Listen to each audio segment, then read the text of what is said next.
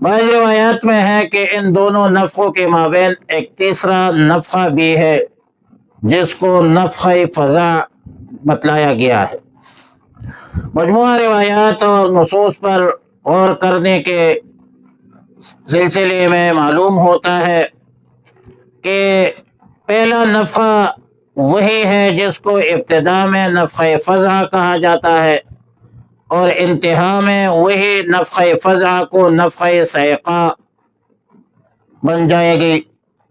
वाला कुल्ल हाल जब सूर में एक बार फूंक मारी जाएगी तो उस वक़्त ज़मीन और पहाड़ अपने जगह से उठा ले जाएंगे, यानी अपने हैज़ो मकानो मकाम से हटा दी जाएगी। वसीरतुल जबाल के अल्फाज है